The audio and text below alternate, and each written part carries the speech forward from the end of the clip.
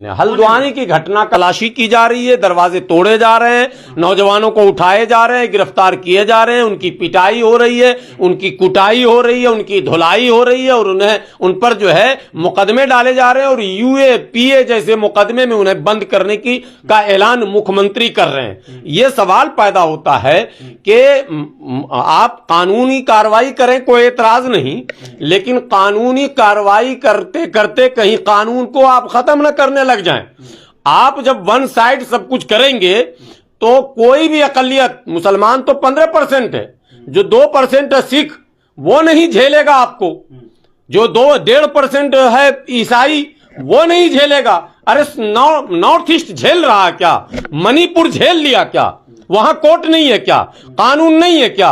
फौज नहीं है क्या? सरकार नहीं है क्या? वहां तो राज्य में भी भाजपा की सरकार, केंद्र में भी भाजपा की सरकार, तो मणिपुर कंट्रोल कर लीजिए ना।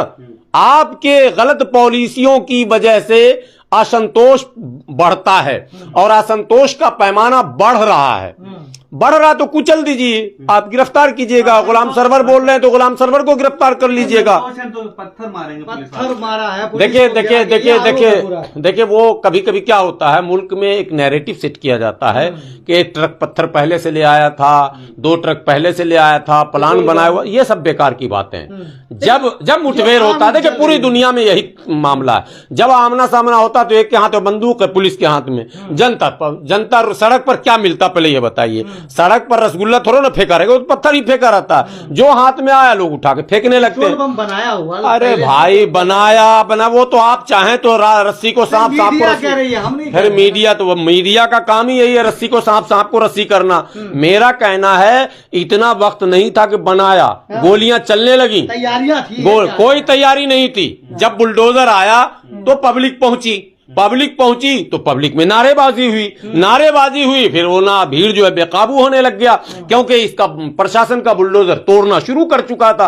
बुलडोजर को वापस जाना चाहिए था, पहले पीस कमेटी बनानी चाहिए थी, विश्वास में लेना चाहिए था। आप 2-4 दिन बाद चला लेते, अगर वाकई हाईकोर्ट ने कह दिया था कि अगर नहीं तोड़ोगे तो मेरे यहां मुंह मत दिखाना वापस। अगर हाईकोर्ट के जज साहब ने यह अगर आदेश किया था कि डीएम साहबा, वहां महिला है हमारी डीएम साहिबा, और एसपी साहब अगर तुमने कल तक नहीं तोड़ा तो तुम दोनों को जेल भेज देंगे, अरे ऐसा तो कोई ऑर्डर था नहीं। बट डिमोलिश करना है तो एक प्रोसेस है, उसके लिए कोई टाइमलाइन नहीं, और ऐसा टाइमलाइन होता भी नहीं है। उसमें इनपुट लिया जाता है, उसमें फीडबैक मिलते हैं, कोर्ट को फिर बताया जाता है कि यहाँ जो है लॉ एंड ऑर्डर का मसला बन सकता है, यहाँ पर्याप्त मात्रा में सुरक्षा दस्ता हो, लोगों को विश्वास में लिया जाए।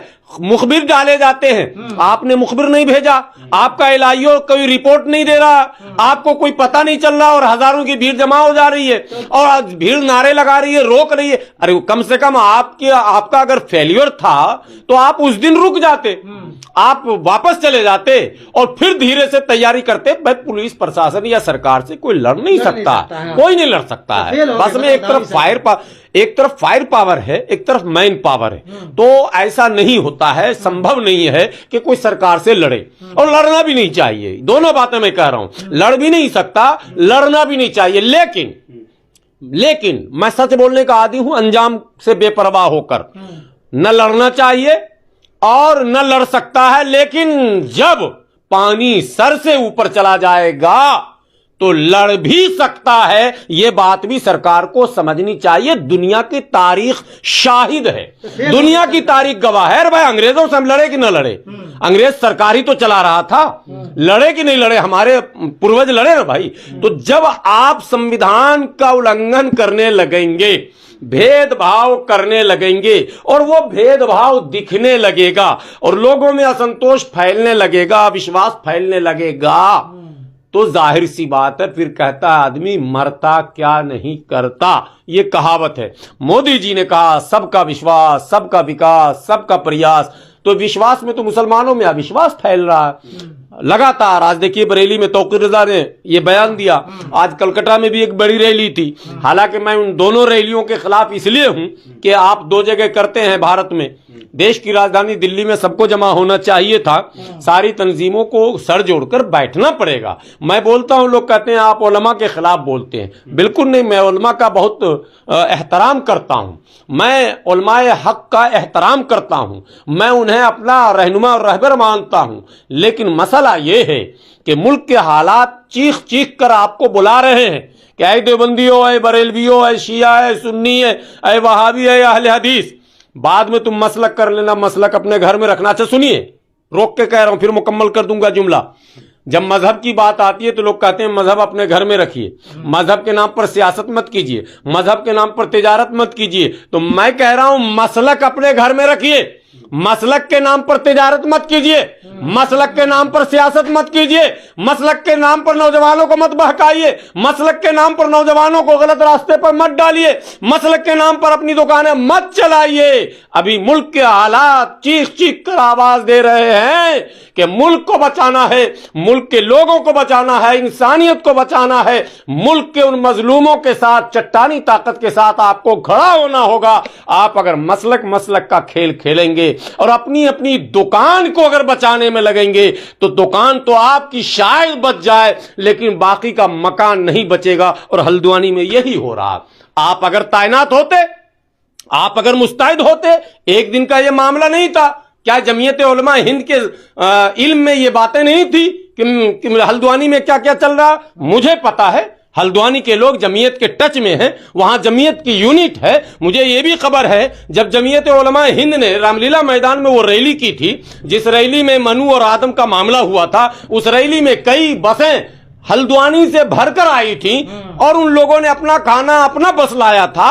सवाल यह पैदा होता है, आप जब राबते में हैं तो आपकी रहनुमाई इतनी कमजोर क्यों? वो कौन सी कड़ी है जहां आप चूक रहे हैं? तो आपसे सवाल भी न पूछें, और अगर सवाल पूछें तो आप कहेंगे कि बदतमीजी करता है, बदकलामी करता है। बिल्कुल नहीं, मैं उलमा से एहतराम के साथ अदब करता हूं और तमाम तंजीम के जिम्मेदारों से जो है अपील करता हूं कि वक्त आ गया है, अब अपनी दुकानों का शटर बंद कीजिए और एक बड़े दुकान में सब आकर बैठिए। ऐसा दुकान जिसमें सारा माल अवेलेबल हो, प्यार वहां से बटे, मोहब्बत वहां से बटे, भाईचारा वहां से बटे, एकता वहां से बटे, संविधान वहां से बटे और विश्वास वहां से बटे। और विश्वास सिर्फ मुसलमानों का सवाल नहीं है, देश के तमाम लोगों से आपका विश्वास जुड़ना चाहिए। इसलिए कि सरकारें गलत हो सकती हैं, हमारे देश की जनता गलत नहीं हो सकती। देश की जनता की सोच आज भी, अधिकांश लोगों की सोच बहुत अच्छी, बहुत बेहतर, बहुत सेकुलर, बहुत भाईचारा, बहुत प्यार, बहुत मोहब्बत है। लेकिन जब हम उस मोहब्बत को कुरेद कर निकाल ही नहीं सकते, बाजार में सारे माल अवेलेबल है, आप नहीं ला रहे हैं, नहीं खरीद रहे हैं, तो आपको आदान और प्रदान करना पड़ेगा, इंटरफेथ डायलॉग करना पड़ेगा, बुद्धिजीवियों के जमावड़े को खराब करना पड़ेगा, लीगल एक बड़ी फौज आपको खड़ी करनी पड़ेगी। तो ना आपके पास कोई वकीलों की फौज खड़ी है, न बुद्धिजीवियों का कोई जमावड़ा है, कोई इंटेलेक्चुअल्स जो है एक ऐसी टीम नहीं है कि 100-200 बड़े दिमाग वाले बैठे जिनके अंदर सियासी शऊर हो, जो दूरबीनी से काम लेने वाले हो, दूर तक जिनकी निगाह हो, कल क्या होगा, आने वाले भारत में मुसलमानों की क्या भूमिका होगी, क्या मुसलमान पत्थरबाज के नाम से ही जाना जाएगा, क्या मुसलमान आतंकवादी ही कहलाएगा, क्या मुसलमान इसी तरह से बदनाम शक्ल और गलत शक्ल के साथ पेश किया जाएगा? ये एक बड़ी चुनौती है और उस चुनौती का सामना अकेले अकेले कोई नहीं कर सकते हैं। इसीलिए मैं कहता हूं कि ये मसलकी इख्तलाफात आपको आपकी बुनियादें हिलाकर रख देगा, आपको बेवकात और आपके वजूद को मिटा कर रख देगा। इसलिए मैं उनसे कहता हूं, ठीक है आप मसलक पर रहिए। आज बड़ी बड़ी खानकाहें खुली हुई है, उर्स लग रहे हैं, मेले लग रहे हैं, उन खानकाहों पर अरबों अरबों रुपए आ रहे हैं, लेकिन खानकाहों ने आज तक स्कूल खोलने की हिम्मत नहीं की, खानकाहों ने अस्पताल खोलने की हिम्मत नहीं की। वेलफेयर के नाम पर ना तो दरगाह अजमेर शरीफ ने, ना दरगाह निजामुद्दीन ने, ना दरगाह क्या कहते हैं मेहरौली शरीफ ने, और भारत के तमाम दरगाहों की बात आप कर लें, वेलफेयर के नाम पर जीरो और सिफर है। क्या मतलब है? लेकिन मौलाना तौकीर रजा का एक बयान भी वायरल हो रहा है, वो कह रहा है हमें मजबूर किया जा रहा है कि हम कानून जो है अब अपने हाथ में भी ले लें। नहीं, बिल्कुल नहीं। मैं कह रहा हूं, मैं मौलाना तौकीर रजा साहब के जज्बात का एहतराम करता हूं, लेकिन कानून हाथ में लेना मसले का हल नहीं, बल्कि वो बिछड़े हुए जो भाई हमारे हैं उनको हम हाथ में ले लें, उनको कॉन्फिडेंस में ले लें, उनको गले से लगा लें और उनसे कहें भाई तुम तो मेरे पड़ोस में हो और तुम्हारे पिताजी और मेरे पिताजी भी पड़ोस में थे, एक ही पीपल के छांव में हम दोनों बैठकर अपना दुख सुख शेयर किया करते थे। आखिर ऐसा क्या हो गया कि तुम हमसे नफरत कर रहे हो? हमें बात करनी पड़ेगी, हमें उनसे जाकर अब मिलना पड़ेगा, हमें अपने दिल की बात उनसे कहनी पड़ेगी और उनके दिल की बात को सुनना होगा। ये काम बहुत जरूरी हो चुका है इस मुल्क में। बिल्कुल ऐसा नहीं है कि मुल्क के माने तमाम लोगों के ख्यालात और जज्बात और सोच सब खत्म हो चुके, नहीं, कतई नहीं, मैं इसको ना मानने को तैयार नहीं हूं। मुल्क में बड़ी आबादी आज भी प्यार, मोहब्बत, भाईचारा, एकता पर विश्वास करती है, भारत के संविधान पर विश्वास करती है। हमें उनका साथ लेना होगा और सरकार जो बेलगाम हो रही है, इस सरकार के खिलाफ आपको मोर्चा थामना होगा। लेकिन हाफिज गुलाम सरवर साहब, लास्ट सवाल यह है कि जब यूसीसी से इतना हंगामा नहीं मचा तो कहीं ये प्रयोग तो नहीं किया गया 2024 चुनाव के लिए? लगता आप भी टीवी देखते हैं, अमीश देवगन वाला या अमन चोपड़ा वाला, यही देखते होंगे। और दूसरा आजकल इंडिया टीवी भी चल रहा है, इंडिया टीवी भी यही दिखा रहा, यूसीसी में हारे तो यहां आ गए मारे और क्या क्या पता नहीं, वो सब शेर व शायरी लगाता रहता। कहने का मकसद ये है कि यूसीसी हल्द्वानी की घटना नहीं, हल्द्वानी की घटना का यूसीसी से कोई लेना देना नहीं, एक बात। दूसरी बात, तौकीर रजा साहब ने जो आज प्रोटेस्ट किया, या पश्चिम बंगाल के कोलकाता में जो आज प्रोटेस्ट हुआ जमीयत उलमा हिंद मगरबी बंगाल का, उसका भी सिर्फ यूसीसी से कोई लेना देना नहीं था। उसका जो है ज्ञान वापी से मामला था और मेन मुद्दा कोर्ट का था। कोर्ट के लगातार फैसले से मुसलमान जो है वो निराश हैं। ये सच है और ये सफेद सच है, इस सच में कोई मिलावट नहीं है। और ये बात कोर्ट को भी समझना पड़ेगा कि वो फैसले सुना रहे हैं या इंसाफ कर रहे हैं, ये तो कोर्ट को समझना पड़ेगा। अपील क्या करेंगे लोगों से? अपील लोगों से तो मैं प्यार मोहब्बत की अपील कर रहा हूं। मैं मुसलमानों से कह रहा हूं, अपने हिंदू भाइयों से हाथ मिलाइए, दिल मिलाइए, गले मिलिए। अरे भैया, सरकार की पॉलिसी गलत हो सकती है, देश के लोग थोड़ा ना गलत हो सकते हैं। देश हमारा है, ना हम जाने वाले हैं ना कोई हमें भगाने वाला है, ना हम जा रहे हैं ना कोई हमको भगा रहा, और कोई भगा भी नहीं सकता और हम जा भी नहीं सकते। तो जब रहना यही है और हमारे पड़ोस में हिंदू भाई हमारे हैं, तमाम जगह पर दुकान हो, मकान हो, स्कूल हो, अस्पताल हो, मार्केट हो, हिंदू भाई हमारे के साथ हमारे सारे संबंध जब हैं